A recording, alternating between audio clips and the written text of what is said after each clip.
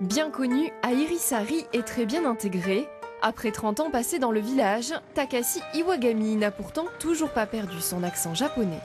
Tant que je suis bien encore, quoi, oui. C'est bien raison. Je ne vais pas être dans un fauteuil encore. Ce guitariste de renom est originaire d'Osaka, du pays du soleil levant au Pays Basque. Son parcours est surprenant. Au Japon, je travaille dans une boîte de pétrole.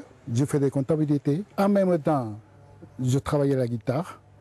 J'étais étudiante. Et je ne sais pas si je me vante un petit peu, mais si je jouais bien. Takashi a choisi de se consacrer à la guitare et de se perfectionner à Madrid puis Paris, où il a rencontré son épouse, une basque. Il s'est donc définitivement installé ici malgré une grande différence culturelle. Très grande différence, oui.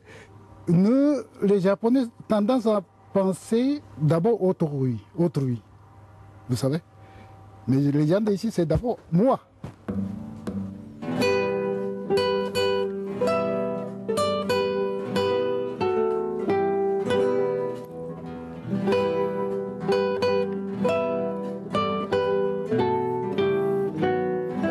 Depuis son village du Pays Basque, Takashi s'est fait une place dans le monde de la guitare.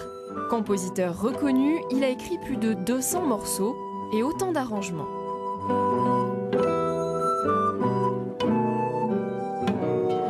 Ces partitions sont jouées dans tous les conservatoires de France au niveau des débutants, parce que ces morceaux sont vraiment très beaux, très originaux, très beaux, et une fois qu'on a commencé ces morceaux, on est complètement addict. Il fait jamais en sorte d'être mis en avant, il est toujours en retrait, il se rend pas compte de ce qu'il fait, je crois.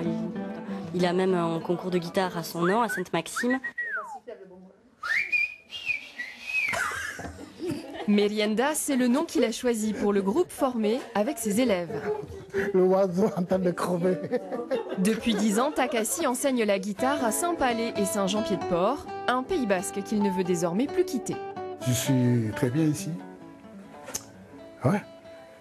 Il y a beaucoup de gens qui vous en de moi, sans doute aussi. Ça donne envie de vivre et joie de vivre aussi. Leur petit paradis, Pierre et Christelle, eux, l'ont trouvé en Soule. Depuis 8 ans, ces New-Yorkais passent la moitié de leur temps ici. Ils ont pris l'habitude de jongler d'un extrême à l'autre. C'est presque exactement le contraire, quoique dans notre quartier à Manhattan, il y a un marché fermier, donc il y a aussi des paysans pas très loin de New York, contrairement à ce qu'on peut croire. Le mode de vie est différent, on passe de la ville à la campagne, on passe de l'anglais au français, tout est complètement différent, mais c'est ça qui nous attire aussi. Français d'origine, Pierre et Christelle sont installés aux États-Unis depuis 25 ans. Elle est historienne de l'art au Metropolitan Museum. Lui est doyen du département lettres de l'université Columbia. Leurs métiers leur permettent de partager leur temps entre la vie trépidante de Manhattan et la quiétude sous le Tyne. La responsabilité principale en dehors de l'enseignement qui se fait à New York, c'est la recherche. Et la recherche, je peux la faire ici. Il me suffit du lien Internet. C'est ce petit fil de téléphone qui est à l'extérieur de la maison, qui est notre liaison avec le monde. Voilà. On imagine que les gens de la campagne en général, ou les gens de la Soule en particulier, ne s'intéressent pas au monde, mais c'est le contraire. Il y a une vraie ouverture, en partie parce que beaucoup de Souletains ont de la famille en Amérique. Et pour nous, ça a signifié un accueil vraiment chaleureux et dont on est très reconnaissant. Leurs enfants ont même été scolarisés quelque temps à Tardets. La famille espère s'investir encore plus ici, apprendre le basque et participer à la pastorale qui se tient cette année dans leur village. Ayant passé toute nos enfances à la campagne, dans la campagne française, on avait une idée de la campagne française, mais la campagne française d'il y a 30 ans, je le crains. Donc en fait, quand on allait dans la campagne avec enfin modernisé, etc., on se reconnaissait moins. Et ici, on a trouvé l'endroit très authentique, très beau.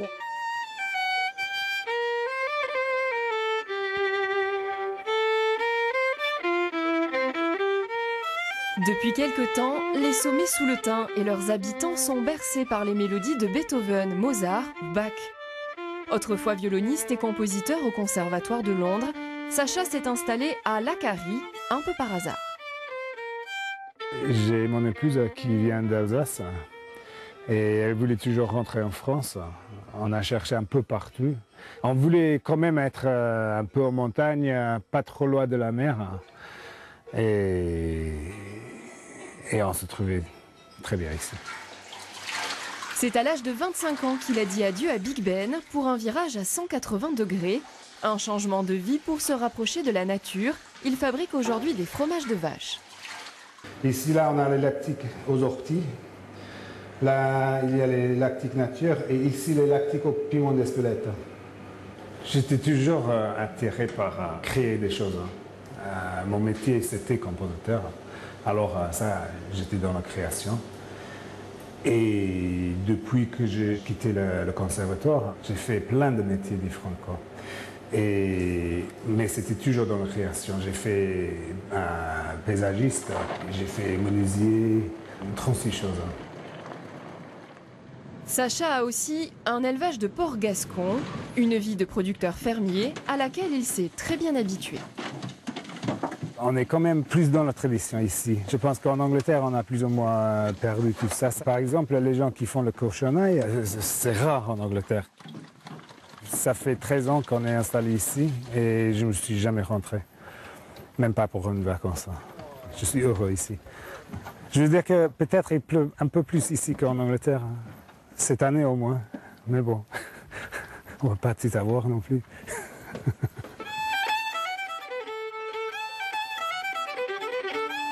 Comme beaucoup d'autres venus de loin, Sacha a apprécié l'hospitalité et l'authenticité en Pays basque intérieur, le sentiment aussi d'avoir trouvé sa terre d'adoption.